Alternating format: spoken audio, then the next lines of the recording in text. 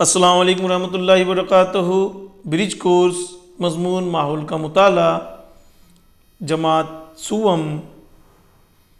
अज़ीज़ तुलबा व तालिबात, प्यारे बच्चों, आज हम मज़मून माहौल का मुताला में सरगर्मी नंबर 5 में हमारा माहौल इस बारे में मालूमात हासिल करेंगे।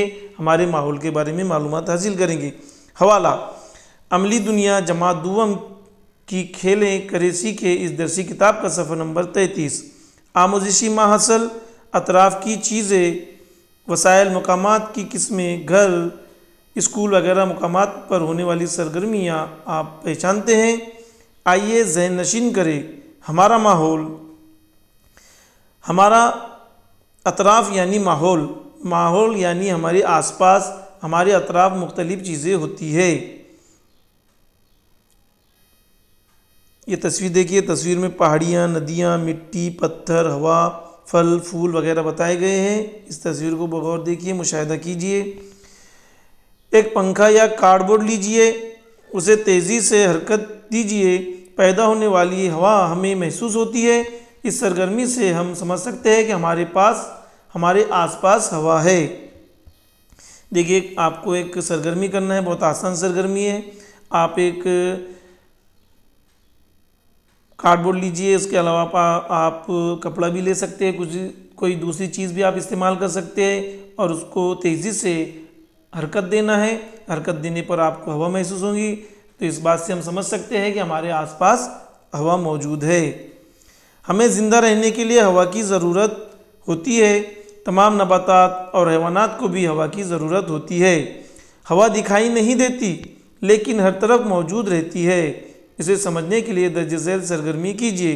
दरख्त, बेले, हवा, हैवानात, परिंदे हैं। इसी तरह हम भी माहौल का हिस्सा है। यहाँ पे तस्वीर बताई गई है। इस तस्वीर में मुख्तलिफ़ किस्म के जानवर नज़र आ रहे हैं, नदी नज़र आ रही है, यहाँ पर परिंदे नज़र आ रहे हैं। आप इस तस्वीर का मुशाहिदा कीजिए। ये सब माहौल का हिस्सा है। इन सब का शुमार माहौल में होता है। आइए मश्क करें। आपके माहौल में पाए जाने वाली चीज़ों की फहरिस्त तैयार कीजिए। हमें माहौल में, हमारे अतराफ़ में, हमारे आसपास में पाई जाने वाली चीज़ों की फहरिस्त तैयार करना है। हमारे अतराफ़ में जानवर, परिंदे, पेड़ पौधे, जंगल, पहाड़, नदियाँ, खेत, मैदान वगैरह वगैरह होते हैं और बहुत सारी चीज़ें हो सकती है हमारे आसपास में। आप इसको ज़्यादा से ज़्यादा लिख सकते हैं। हमने मिसाल के तौर पर चंद चीज़ों के नाम यहाँ पर बताए हैं। सवाल नंबर 2, आपके कमरे जमात में कौन कौन सी चीज़ें मौजूद है? हमारे कमरे जमात में, क्लासरूम में कौन कौन सी चीज़ें, आपको इन चीज़ों के नाम लिखना है। मिसाल के तौर पर हमने चंद चीज़ों के नाम लिखे हैं, आप बगौर सुनिए और अपने तौर से भी यहाँ पर आप बहुत सारी चीज़ों के नाम लिख सकते हैं। ब्लैक बोर्ड, डस्टर, चौक, कुर्सी, टेबल, अलमारी, किताबें, बयाज़े, चार्ट्स, नक्शे, स्कूल बैग, रजिस्टर, कैलेंडर, घड़ी। ये चीज़ें अक्सर हमारे जमात के कमरे में रहती है। इससे ज़्यादा भी और बहुत सारी चीज़ें हो सकती है। आप उन चीज़ों के नाम लिख सकते हैं। सवाल नंबर 3, दर्ज झेल तस्वीर का मुशाहिदा कीजिए। उस जगह पर अपने आप को तस्वुर कीजिए। आपके माहौल में कौन कौन सी चीज़ें होगी, इनके नाम लिखिए। आपको तस्वीर का बगौर मुताला करना है। एक बाज़ार का मंजर है यहाँ पर।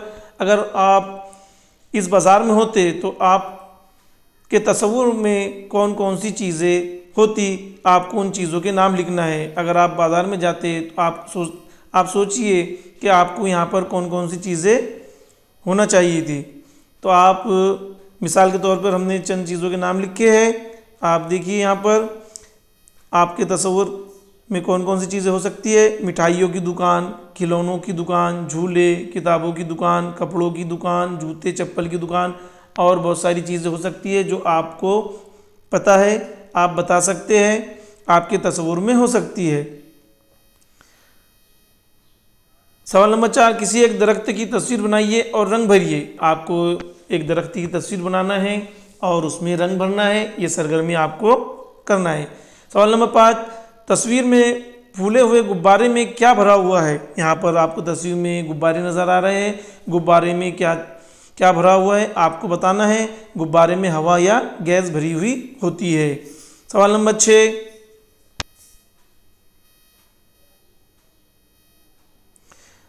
तस्वीर में कपड़े क्यों उड़ रहे हैं। ये कपड़े ज़मीन पर ना गिरे इसके लिए आप क्या करेंगे। यहाँ पर आप तस्वीर को बगौर देखिए। यहाँ तस्वीर में कपड़े सूखने के लिए रखे गए हैं, मगर वो कपड़े उड़ रहे हैं। क्यों उड़ रहे हैं, आपको पता है कि हवा की वजह से वो कपड़े उड़ रहे हैं। हवा चल रही है इसलिए कपड़े उड़ रहे हैं। ये कपड़े ज़मीन पर ना गिरे इसके लिए आपको क्या करना होगा। आप उन कपड़ों को बांध सकते हैं या फिर आप उन कपड़ों को चुमटे लगा सकते हैं। कपड़े हवा से ज़मीन पर ना गिरे इसके लिए हम कपड़ों को बांधेंगे या चुमटे लगाएंगे। चलिए आगे बढ़ते हैं।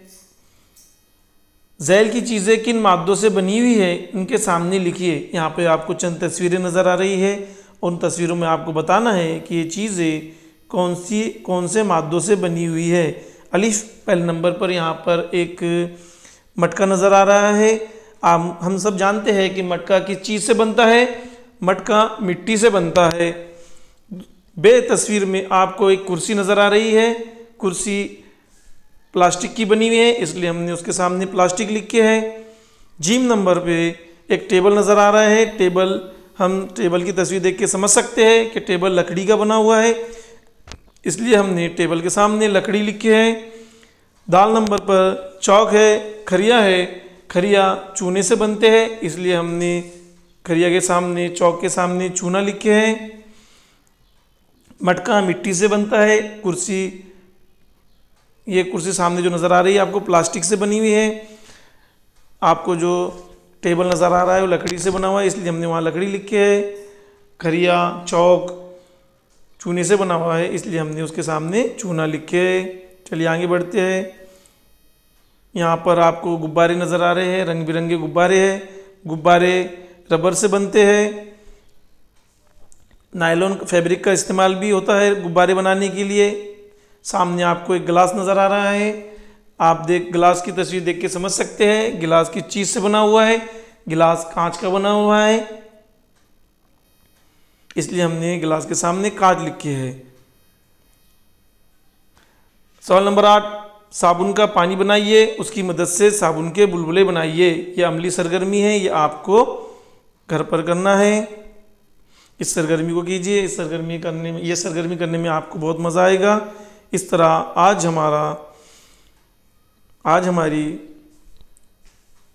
सरगर्मी नंबर 5 मुकम्मल होती है। वीडियो को बगौर देखिए, समझिए और सरगर्मी को मुकम्मल कीजिए। बहुत बहुत शुक्रिया।